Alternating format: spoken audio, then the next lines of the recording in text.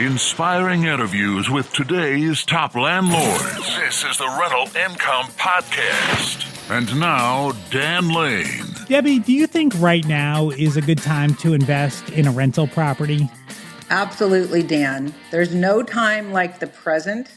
And in real estate, what you want to do is buy and hold. You don't want to think about what it's going to be worth if you were to buy it today and sell next month. You buy real estate and hold. And that right there is the secret on how to build wealth with rental properties. You buy a property, as time goes by, your rents are going to increase, your property is going to appreciate. And if you look at a period of, say, 10 or 20 years, you can really build a lot of wealth with rental properties. But if you take a longer view and factor in all the compounding, it really gets very exciting. Debbie's father bought a building in the 1960s, and this building has produced cash flow every single month for the last 60 years. And it probably will forever. I mean, this property could be in their family forever. And that's what we're going to talk about today is how to create generational wealth with rental properties. We're going to talk about what Debbie's dad did. We'll take a look at the numbers. The numbers are just mind-boggling when you look at what he paid for this property 60 years ago and how much it rents for today. We'll get all the details and figure out how you can do this too. Joining us on the show today from the Bay Area is Debbi DiMaggio. We'll take a quick break to thank our sponsors. We'll come right back and we'll talk to Debbie. It's a lot of work to find a really good rental property. And when you actually find that property, you want to make sure you're working with a lender that can get that loan closed. The lender that I recommend is Chaley Ridge from Ridge Lending Group. She's a nationwide lender, and her specialty is helping investors finance rental properties. She has a ton of loan programs, and she can find something customized to you for your situation. If you want to find out more or you're ready to get started today, just go to ridgelendinggroup.com. That's RIDGE lendinggroup.com. NMLS 42056. Rental Income Podcast. Debbie, so tell me about this building. What's it like? So they're two buildings side by side, and they're both 24 units, and they're 1 bedroom, 1 bath units. And we've been updating them over the years. When my father and mother got married in 1961, they lived in one of the buildings. They didn't own it yet, but they lived there, and they paid $80 a month. And now, today, those same units are renting for $2,200-$2,300 a month. Wow. He bought one of his first 24 unit buildings for $400,000. Today, that same building is worth upwards of $7 million. Back then, they were $23,000 per unit. Today, they're probably close to $300,000 per unit. Now, if he had waited for the perfect interest rate, the perfect timing, it would have never happened. And now look, that was the 70s, and we're now in the almost 2024. You just have to act in real estate. That's the best lesson I can impress upon an investor. That's really incredible to see that increase and what's possible over time. So your dad was kind of the original house hacker. So he bought this building and he was living in a good size apartment building. So did he live there for a long time as he was kind of starting out his career? Nope. Okay. He lived there in 1961. I was born in 1964. And we moved to this is another building he bought, a 4-unit, darling 4-unit building. So when they had me, I was born in another 4-unit building not far away that he owned. And then when my brother was born 4 years later, we moved to a house in Piedmont. So he always just traded up and bought property along the way and flipped it. I mean, he was the original flipper. Yeah. Yeah. We go through town and he says, I own that, I own that, I own that. The very first house we bought, myself and my husband bought in Piedmont, he had owned it in the 70s and flipped it. Wow. I mean, that's like really awesome to hear that the strategies that he did back in the 70s are the same strategies that people are doing today. Now, absolutely. How old is your father today? He is 86. 86. So he was like in his mid 30s when he was doing all this. Yes. And he has not retired. He is just going strong, and he's always wanted it to be a family business, and he won't retire. I always say he doesn't have a golf game, and this is his golf game. And so he has no plans to sell. Like he's going to hold on to these properties forever. He is, and he prefers if my brother and I continue to hold on to him as well. That's great. Now, from what your father has told you, does it sound like it was easy for him when he was getting started? It always seems like things were easier in the past, but I don't know if that's just the impression that we have. But like, do you have the feeling it was easy for him? No, I do not think it was easy. I was around, and that's why when people would ask me growing up, what do you want to do? And, or even after college, what do you want to do? And, what do you want to do?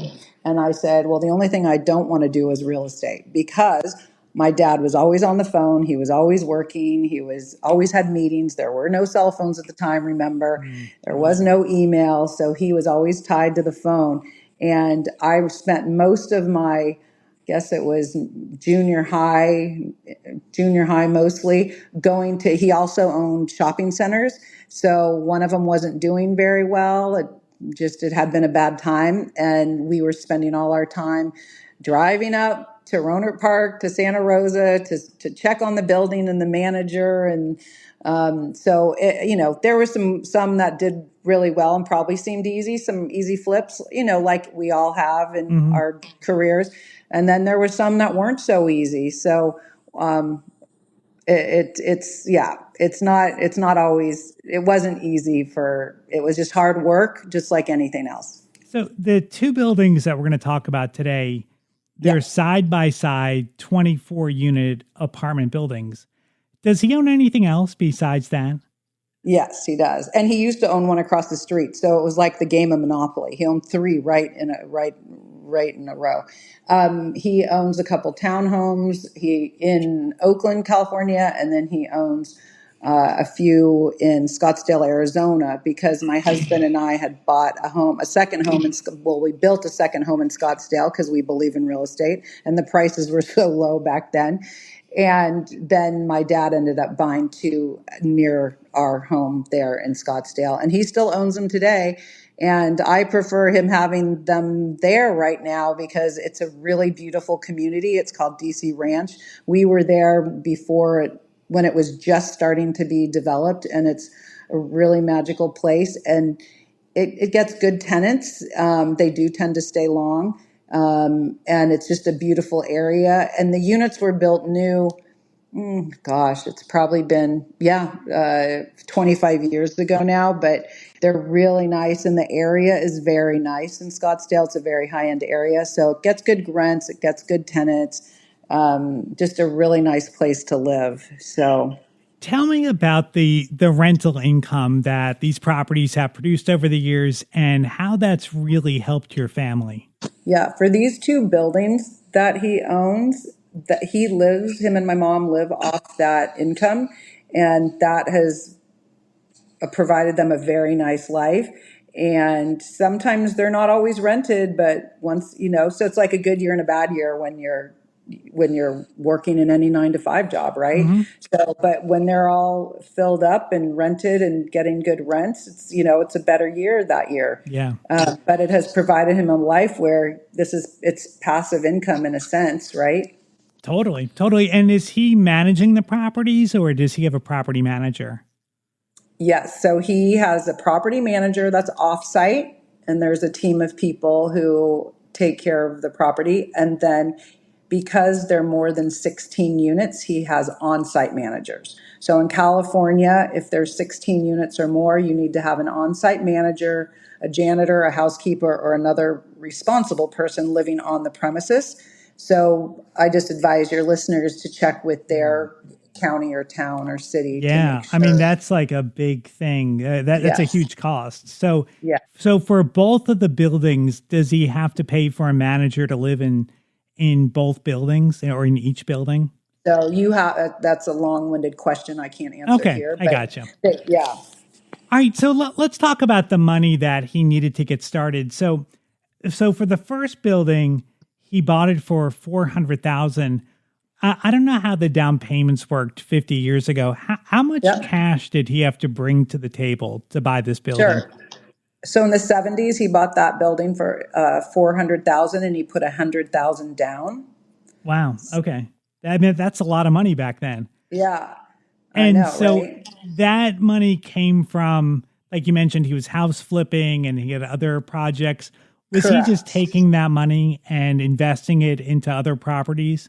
Constantly. He was all my life he's been investing. He's never not invested or bought something. Now, what's interesting is that when he bought the building next door, he didn't buy it at the same time. He bought that at some later point. Just a couple years, 2 years later. Just And 2 years later. How much did he pay for that building? 650,000. So he paid 250 more for In 2 a very, years. very similar building. Like that to me would stop me. And this kind of goes back to what you were saying at the beginning. I think that if I bought that first building for 400, that price would be anchored in my head, and I would never get over having to pay 650 for a very similar property a few years later. But it doesn't sound like that's slowed your dad down. One of the things he looks at is, at the time he's looking at the property, how does it look? How does it compare to other like properties at the time, right? This was 2 years later. So a lot of people get hung up on that, and you have to let it go, or you'll never invest. That's right. You'll never put one foot in front of the other if you start getting hung up on those sorts of things. I think that is a really good lesson, and that's so hard to do. Like once you get a property for a certain price, you think that's the price you're going to pay forever. But if you don't move with the market, it's going to pass you right by. Now, do you have a lot of vacancy and turnover? No, not really. It's probably 70-30. There are some people who do stay a long time, which isn't so great because you want to raise rents. And you can only raise them so much per year. So you do want people to kind of go in for maybe 1 to 3 years, but you'd like them kind of to go so you can raise the rents, right? Right. And so we do have long-term, and then we have people that are, more transient. COVID was, you start to lose people during COVID, and now we're back up. I stepped in and rented 6 units in the last 2 months. And these units do not have laundry in the unit. A lot of people, of course, nowadays want laundry in the unit, but it's on the premises. I was going to ask you about that, about other ways to make money with the building. Is there anything you're doing to try to make extra money, like things like laundry? Yeah, so we have laundry, but the most interesting one I think you'd like to know about is we have cell phone towers on top the roofs. And so, because we're just in a really great space and we're high up on the hill. So we get paid for those cell sites that are on top the roof of the building. Wow. Like that's really cool, because you think when your dad bought these buildings, cell phones weren't invented yet. Like it wasn't a possibility that your dad could have ever seen that at some point in the future they're going to have this, and now this is another revenue source. So do you rent it to like AT&T or T-Mobile or something? Is that how it works? Yeah, exactly. Okay. Well, it happened to be my brother was in that business, so he was able to introduce that to my father. So that's great. That's really awesome. So so obviously you're interested in real estate. It sounds like you're very involved with these properties. Is your brother, does he have the same interest? Yes. So I've been selling residential real estate for over 30 years, close to 35 years. And my brother has been a mortgage broker, now a mortgage manager for as long as I can remember. So we're all in the business. So you see yourself keeping these properties in your family. Like, is this something that you think you would pass down to your kids one day? Or do you think at some point you might sell? That's such a hard question. We just, my brother and I and father and mom have been talking lately, and my dad really wants us to keep him. And now that we're more involved now, and I have a handle on the day to day and cleaning up the aggravation that he's experienced, I'm feeling better about it because now I know all the players and I know exactly what to do, and I'm making so much headway, and he's so happy. I just really wanted to take that off his plate. And now that I'm seeing what it is, it's not horrible. Before, when I would hear stories, when we were together having dinner, I would say, oh God, that's awful. Sell the building, sell the building. But now I'm seeing, okay, it's not so hard. As long as you're on top of it. And I know he'd like us to keep it. And I think my brother and I would like to keep them too. And then it's to go to the next generation. I haven't thought that far yet. Sure. Now, what about visiting the property? Like, do you think it's important to stop by every now and then to make sure everything is going according to plan, or with all the managers you have in place, do you not really need to? You absolutely need to. You think that people are like you, but they're not, right? We're all different, and it is our property. It's your property, or your people listening at their properties. You need to go by, and if it's out of state, let's say, I would go once a year at least, maybe twice a year. You definitely need the on-site, well, depending on the size on-site, you definitely need a property manager if it's out of your area.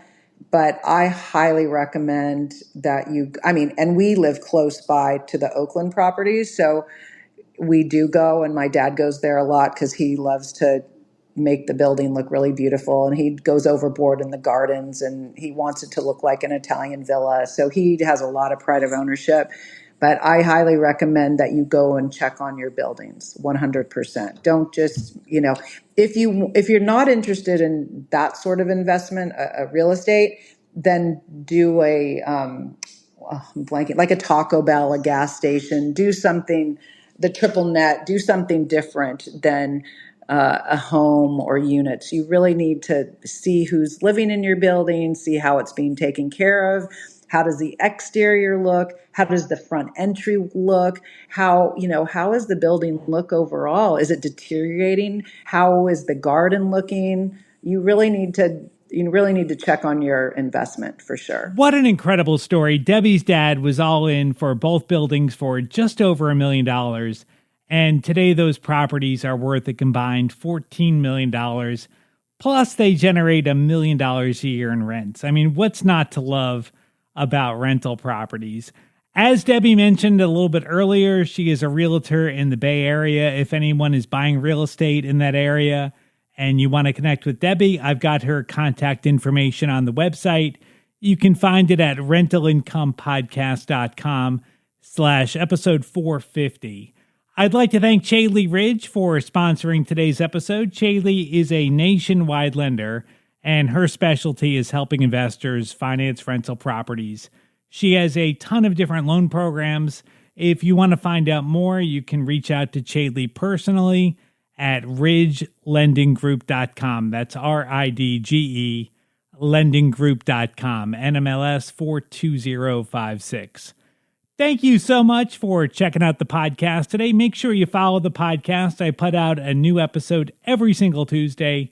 And if you're following the show, you'll get notified as soon as I release a new episode.